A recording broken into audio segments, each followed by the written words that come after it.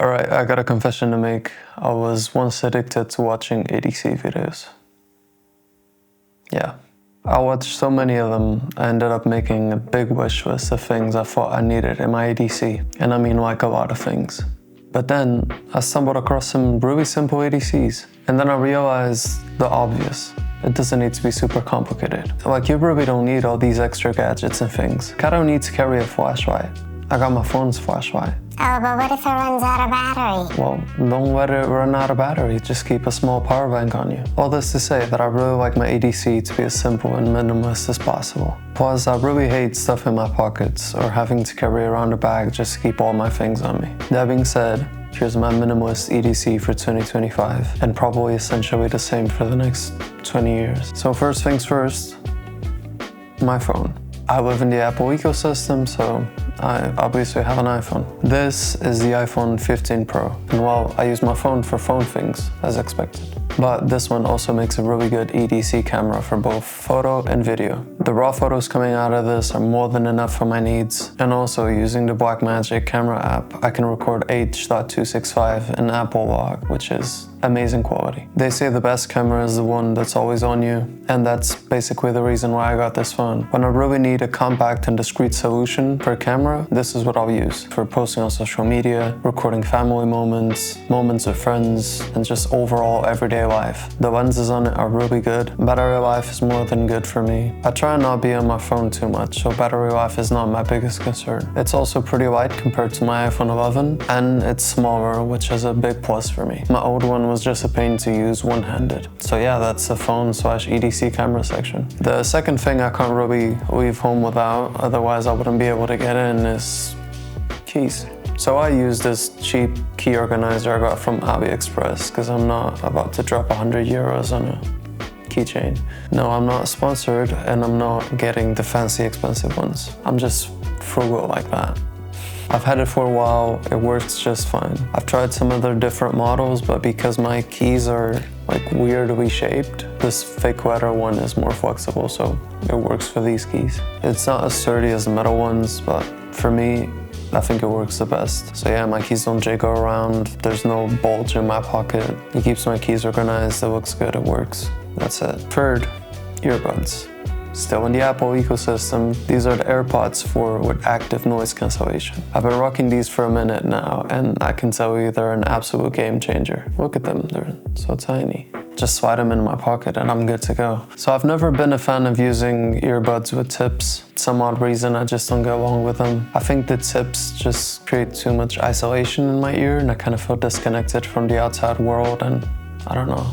I don't like it. Now with these, I still get the freeing feeling of using earbuds with no tips. But when I do need to lock in, I can just turn on isolation mode, and I kind of get a similar feeling to having ear tips in, so it blocks out outside noise. I do use these in transparency mode most of the time though. Let's say I'm working in a loud environment like a coffee shop or outside, I turn it on and it's almost as silent as having proper earbuds on. I also don't like carrying over-the-ear headphones with me. I just find them too bulky. I know the sound quality on those is a lot better, but these have been plenty great to me. These ones are just tiny enough I can just put them in my pocket and just forget they're there. Also, with time, I've really gotten to know the sound of these earbuds. So nowadays I just use them for pretty much everything, from listening to music, to working out, taking calls, to even editing client and personal projects. So I can confidently say they are now my favorite pair of earbuds, earphones, in-ear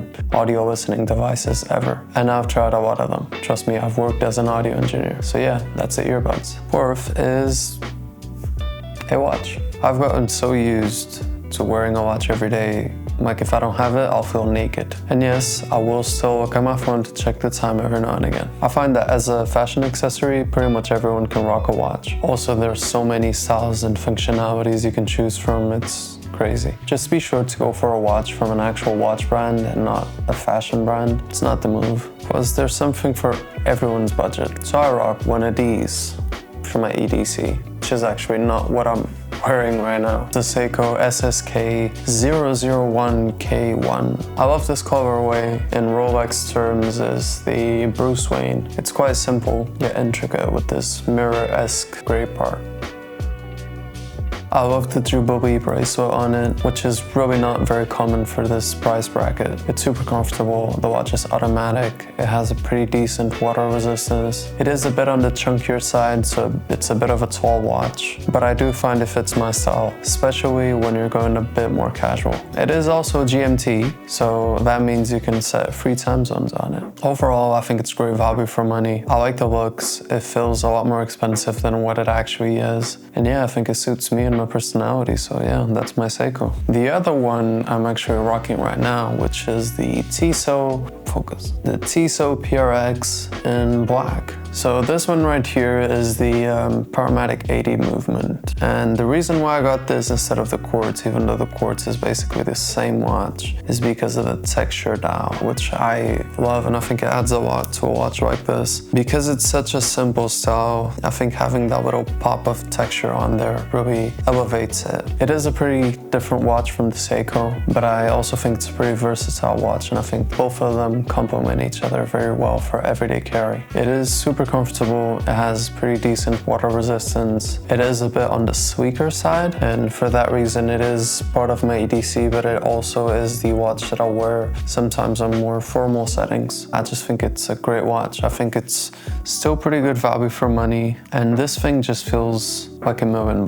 Overall, it is a bit more expensive than the Seiko, but it is a beautiful watch. It's got good specs, and I do think it complements the Seiko as an alternative for my EDC. A little note here though, I did go through a watch phase, and there's a few things I really want to point out. This PRX is probably as high as I'll go, budget-wise. I don't feel comfortable spending more than this on a watch. Even this was a stretch. I just don't see the value in buying really expensive pieces unless you're in a very fortunate position financially. This to say that getting a Casio Vintage is just as fun as getting this, and probably just as fun as getting a Rolex. Price doesn't necessarily indicate value. I do have a couple of Casios, and I love them just as much as I love these ones, especially because they were gifted to me, so they hold sentimental value. Screw the price tag, screw whatever the watch community has you believing that you need this or you need that. It's really all about how it makes you feel and how you like it. Fifth thing are sunglasses. So my current everyday carry are these Aquila Z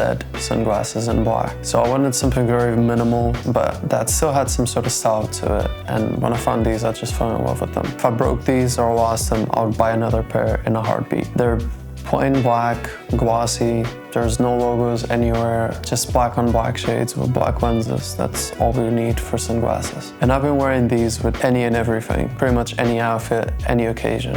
They just work. If I'm either going to the gym or going to a wedding, these are 100% of the time on my face. Yeah, you can see how they fit me. I think they suit me. That's it. On another note, with this whole minimalism thing, I think people kind of associate it with bland and a lack of style. And I think it doesn't have to be the case. Minimalism doesn't have to be boring. I don't think these glasses are boring. I actually think they're pretty cool. Although they are quite simple and I wanted them to be as versatile as possible, I still think they have some style to them, and that to me is pretty important. Feel free to experiment and have some sauce. Yeah, something else you need in your daily carry is some lip balm. Just put some on. I like this little Carmex stick. I mean, you know what it's for. I don't need to tell you, man, don't let your lips get crusty. Next. These are a couple of things I don't always take with me, but I kinda do, so let's call this the almost everyday carry. It depends on how long I'm out and about. So the first one is my hydro flask. This is the half-liter version in black with the straw top. Yes, I have succumbed to the hype. It is just a glorified water bottle. Well, actually, it's a thermos. But yeah, it's pretty great. I take it almost everywhere. If I'm working on set, I have it. If I'm at the gym, I have it. Or if I'm at the desk, I also have it. If it's not on me, I probably forgot it in the car, which is fine because insulation on this is pretty great. So if I leave it sitting in the car for a full day, when I come back, the water's super refreshed. Stay hydrated. Lastly is this power bank by Anker, the 622. So it's pretty cool. It just snaps onto the back of your phone. There's a little tab you can pull here and it kind of goes into a little stand mode. So yeah, magnets on the back of your phone, charges it wirelessly. It can charge your phone like one extra time. Even if I'm out and about and I'm using my phone more heavily, my phone battery on full plus the power bank will last me for the whole day easily. It can also charge my AirPods wirelessly or anything else I need via the USB-C port. So yeah, that's it for my EDC. This is what I carry with me every day. If I'm home or if I'm traveling, it's pretty much the same. You might notice there is no wallet because there is no wallet. I do own a wallet, but all my documents and all of my cards are on my phone. I can access them digitally. So unless I'm traveling abroad, my wallet stays home. I hope you guys enjoyed this. I hope you took some inspiration for your EDC and realized that it doesn't need to be super complicated. I'll be back. For now, stay safe.